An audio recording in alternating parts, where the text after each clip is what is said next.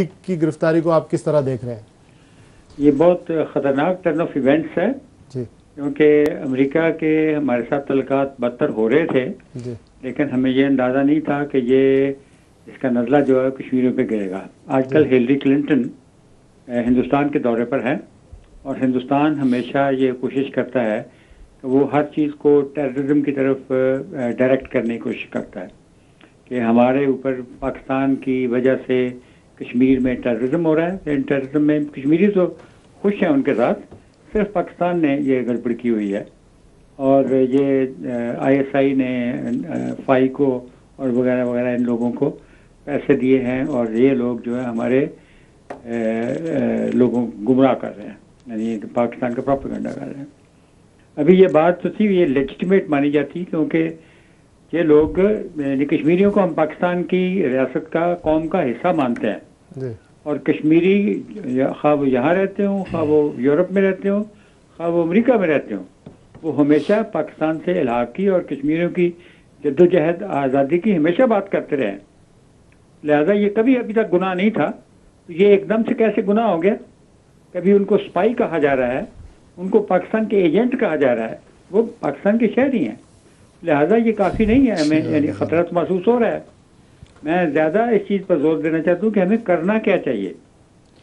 अव्वल तो हमें ये मौका मिला है कि हम कहें कि पाकिस्तान लफ्ज़ में पे पंजाब के लिए, अलफ अफगानिया के लिए, काफ कश्मीर के लिए। कश्मीरी हमेशा से हमारी कौम का हिस्सा रहे हैं और कश्मीरी ऑक्युपाइड कश्मीर में रहते हो या इधर रहते हो या पाकिस्तान में रहते हो। पाकिस्तान में का जो तस्वर देने वाले जो शायर हैं अल्लामा इकबाल, वो कश्मीरी थे।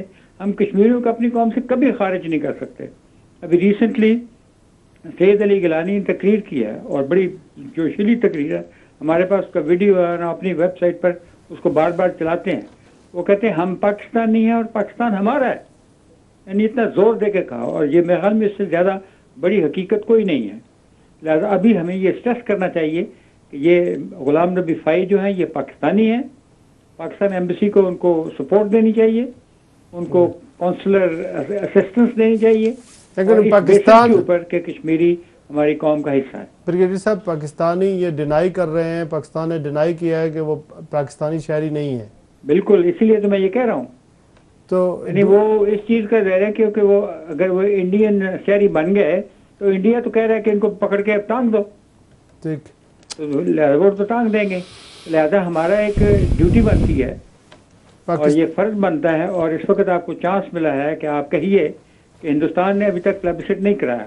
अगर प्लेबिसिट हिंदुस्तान ने जीतना होता तो वो उससे भाग जाता, नहीं भाग सकता था। By withdrawing from plebiscite, by resigning from that commitment, Hindustan ने एक तरीके से ये मान लिया है कि कश्मीरी जो है वो पाकिस्तान के साथ इलाक़ चाहते हैं। तो कश्मीरी दोनों पॉइंट ऑफ व्यू से ये आपकी कौम का हिस्सा है और हमें उनको कौंसलर एक्सेस देनी चाहिए। हमें भी डेमोन्स्ट्रेशन करने चाहिए यूके में, और पाकिस्तानी जो कश्मीरी है और पाकिस्तान में भी हमें, अगर कोई लोग हमें सुन रहे हैं तो हम अपनी गवर्नमेंट को मजबूर करें कि ये councillor facilities Ghulam Nabi phi और बाकियों को इस बुनियाद पर दी जाएँ, क्योंकि तमाम कश्मीरी हमारे भाई हैं, तमाम कश्मीरी हमारी कौम का हिस्सा है। दूसरी बात यह है कि ये एक एनजीओ ऑपरेट कर रहे थे। अभी अमेरिका एडेड एनजीओ कितनी है पाकिस्तान में? 50-100 तो होंगी, ज़्यादा है, उससे भी ज़्यादा होंगी। उनके पकड़ के बंदे ये सारे अमेरिका के लिए काम कर रहे हैं ना, उनको आप पकड़ के आप भी अंदर करें। और वो रजिस्टर्ड नहीं है, वो भी ये रजिस्टर्ड हों या नहीं हो, लेकिन मतलब काम तो उनके लिए कर रही है ना। यानी उनकी एक्विजिशन गुलाम नबी फ़ाई पर किया है तो वो पाकिस्तान के लिए काम कर रहा है। पाकिस्तान के लिए काम करना एक पाकिस्तानी के लिए क्या गुनाह है? वो पाकिस्तानी है, कश्मीरी हमारी कौम का हिस्सा है। वो अमेरिका के खिलाफ कोई काम नहीं कर रहा ना, या क्या अमेरिका के खिलाफ काम कर रहा है? क्या हमें बरतानवी शहरी होने की वजह से? लेकिन ब्रिगेडियर साहब, ये तो काम वो पिछले 20-25 सालों से कर रहे हैं, तो ये इस मौके पर क्यों ऐसा किया गया है? क्योंकि इंडिया ने दबाव डाला है और इस वक्त अमेरिका की ज़रूरत है कि वो इंडिया को किसी न किसी तरीके से फांस के वो अफगानिस्तान में फंसा दे।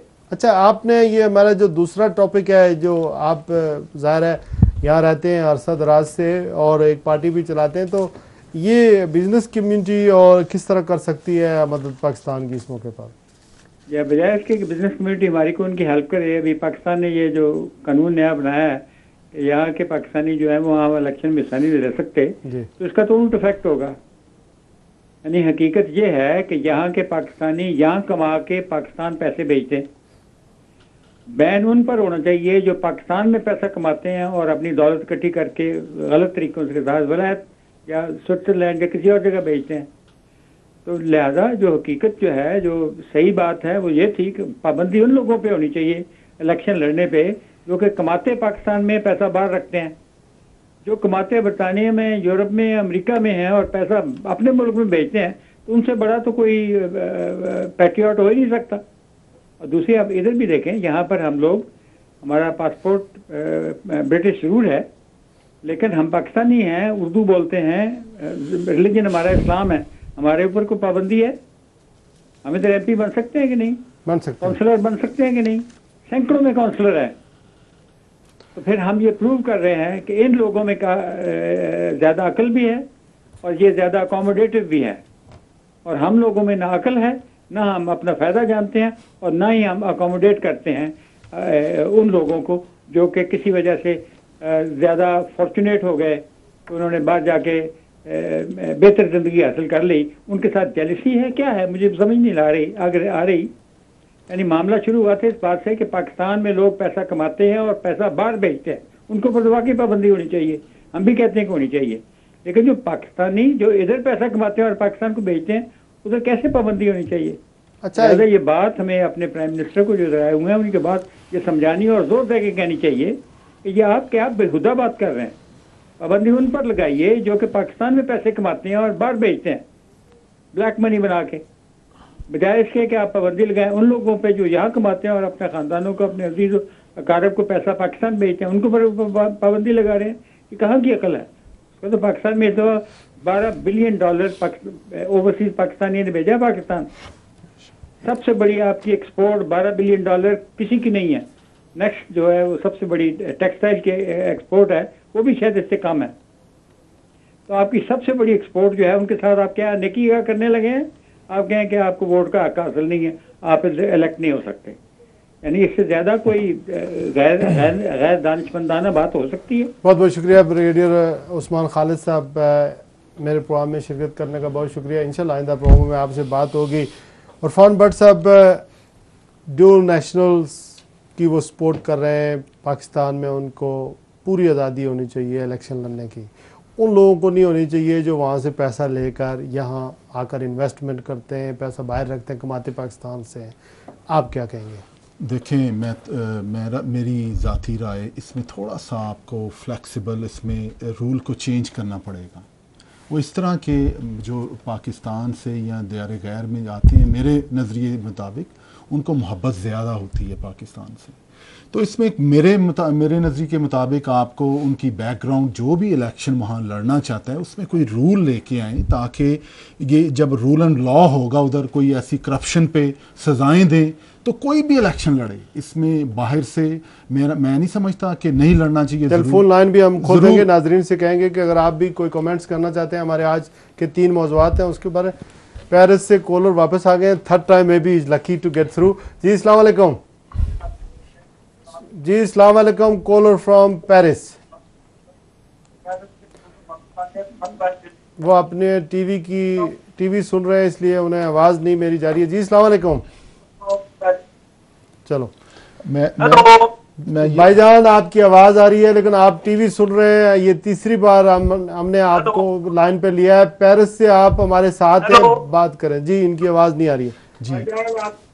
जी सबसे इम्पोर्टेंट बात, अगर कोई भी उधर डिलीवर कर सकता है, हमें मकसद तो है डिलीवर करने का। अगर कोई अच्छा इंसान वहाँ पे कहता है कि भी मैंने लड़ना है इलेक्शन, ज़रूर लड़ना चाहिए, लेकिन उसके लिए इनको लॉ बनाना पड़ेगा कि कोई भी असासे जो हैं वहाँ यहाँ बाहर वहाँ से लूट के वहाँ ना ले जा सके। ऐसा कोई लॉ आपको तश्कील देना पड़ेगा कि वहाँ पे इम्प्लीमेंट हो। और मैं समझता हूँ कि कोई भी जाके मुहिब्बे वतन लोग जो हैं वो उसको पूरा हक है, क्योंकि हमने ज़मीन करप्शन करके लास्ट में सिर्फ एक कहता हूँ, ज़रूर ब्रिटिश नेशनैलिटी ली है लेकिन ज़मीर नहीं बेचे। That's all. जी वहाँ से अगर करप्शन करके यहाँ भाग कर आ जाएं तो कौन पकड़ेगा उन्हें? पाकिस्तान की गवर्नमेंट तो कुछ नहीं कर सकती, बिल्कुल। तो उन्हें इजाज़त होनी चाहिए या नहीं होनी चाहिए? नहीं, यहाँ जो है उन्हें इजाज़त होनी चाहिए वहाँ पे इलेक्शन लड़ने की। अगर नहीं होगी तो ये तो एक तरीके से हम लोग अपनी जो यंग जनरेशन आ रही है उसको पाकिस्तान से बिल्कुल जो है ना अलग कर रहे हैं। देखें, पाकिस्तान में कोई भी आफत आती है, अर्थक्वेक हो या फ्लड आए या कुछ भी हो, सबसे पहले जो होता है ना वो यहाँ पे अपील होती है, और यहाँ से फंड रेजिंग कितनी होती है ये आप भी बेहतर जानते हैं। हर अगर बुरे वक्त में ओवरसीज पाकिस्तानी अगर पाकिस्तान की मदद कर रहे हैं तो कम से कम उन्हें इलेक्शन के प्रोसेस से बाहर रखना ज्यादती होगी, ये आप कहना चाहते हैं? क्या कहेंगे जी आप? सबसे पहली बात तो मैं इलेक्शन कमीशन की रूलिंग को कोई रूलिंग नहीं समझता। जिस मुल्क की सुप्रीम कोर्ट रूलिंग दे रही हो और हुकूमत उस पर अमल न कर रही हो, उसमें इलेक्शन कमीशन की रूलिंग मैं नहीं समझता ये कोई इतना बड़ा इशू है जिसको हमें डिस्कस करना चाहिए, because supreme court is a supreme इदारा है। हम ये मैसेज इनको ज़रूर दें कि आप अपने ही पाँव काट देंगे तो चलेंगे कैसे। ओवरसीज़ लोगों के बिहाफ पे पाकिस्तान चल रहा है। आज दुनिया में कोई ज़र मुबादला आपका इसके अलावा कोई है तो मुझे बता दें, मैं बिज़नेस कम्युनिटी में हूँ। स्वयं पाकिस्तान की एक्सपोर्ट के और ओवरसीज़ पाकिस्तानियों के जो ज़र मुबादला जा रहे हैं, इसके अलावा हमारे पास दुनिया की कोई ताकत हमें मदद नहीं कर रही है। अगर आप अपने लोगों को, कोई नहीं यहाँ से इस माहौल में तो मैं नहीं समझता कोई समझदार आदमी पाकिस्तान में जाके सियासत करना चाहता है। कम से कम बिज़नेस कम्युनिटी का जिसको मैं रिप्रेजेंटेटिव हूँ या जहाँ तक मेरी अप्रोच है, कोई आदमी मेरे समेत इस माहौल में इलेक्शन नहीं लड़ना चाहिए। अगर ये इसके बजाय ये रूलिंग देते कि पाकिस्तान में जितने भी लीडर हैं उन सब के जिसके एहसासे बाहर हैं वो सारे जो है ना अहल हैं, तो हमें खुशी होती। ये नहीं कि पाकिस्तानी जो बाहर बैठे हैं इस माहौल में ना तो वो इलेक्शन लड़ना चाहते हैं, ना इस रूलिंग की कोई अहमियत है। जहाँ सुप्रीम कोर्ट की रूलिंग की कोई अहमियत नहीं है, मैं नहीं समझता। और इनकी सबसे बड़ी बात लास्ट में ये मैं कहूँगा कि इलेक्शन कमीशन की एक और रूलिंग भी है जिसपे जैली डिग्रियों पे इन्होंने लोगों को FIR लजुई हैं। उसका क्या बना है भाई मेरे? अभी तो आप कौन को ये बताएं, ओवरसीज लोगों को तो ये बताएं, आपने FIR दर्ज करवाई हैं लोगों पे, वो आप उनको नायल नहीं करवा पाए। सुप्रीम कोर्ट अपनी जो रूलिंग दे रही है, जो फैसले कर रही है, उस पर इम्प्लीमेंटेशन नहीं हो रही है। सवाल और पूछूं? बिल्कुल। ये जो ड्यूल नेशनल सफारतकार होते हैं, इन्हें सफारतकार होना चाहिए या नहीं होना चाहिए? सफारतकारी जैसे भाई ने कहा कि कोई रूल होना चाहिए, नहीं सफारतकारी की बात कर रहा हूं, सफीर एम्बेसडर अगर उसकी सफारतकारी पे ये भी मैं इसके भी हक में हूँ कि उसको हक होना चाहिए, लेकिन उसके लिए रूल मौजूद हैं। उसकी स्पेशल स्क्रीनिंग होती है, ठीक है। अगर एक आदमी पाकिस्तान का UK में रह रहा है, उसकी एक एबिलिटी है, वो अच्छी सफारतकारी कर सकता है बनिस्बत पाकिस्तान से आए हुए आदमी को। बड़ा खूबसूरत आपने ये डिप्लोमेट का सवाल किया। सबसे बदकिस्मती की जो बात है, जो उनका रोल होना चाहिए, यहाँ लॉबी की जाए, बिजनेस क्रिएट करके वहाँ पे मिसअंडरस्टैंडिंग करवाई जाए बाहर के मुल्कों में और अपने कंट्री में। होता यहाँ क्या है, दावतों में जाके वापस आ जाते हैं। सबसे इम्पोर्टेंट सफारतकार को जो है, जो उसकी जॉब क्या होनी चाहिए, यहाँ के बाहर के जो नेशनल अंग्रेज़ हैं, इंग्लिश पीपल हैं, उनके दरमियान उनको करीब लाना, उनको अपने मुल्क की बेहतरी के लिए काम करना। आप मुझे बताएं कौन सा बंदा जिसमें एबिलिटी आपने आज तक देखा हो किसी पार्लियामेंट हाउस में, किसी इनके फंक्शन में हमारा कोई डिप्लोमेट गया हो? नहीं, कभी भी नहीं जाते हैं। लेकिन ये सर कहाँ, ये सिर्फ मेरी बुनियादी जो नुकता है सीट उसका इम्प्लीमेंटेशन की उसकी इनकी राय ले लेते हैं और उसके बाद मैं आपके पास वापस आता हूँ। जी नहीं, बिल्कुल से होना चाहिए, लेकिन सरकार को होना चाहिए ड्यूल नेशनल को, बिल्कुल होना चाहिए। लेकिन आप तीनों को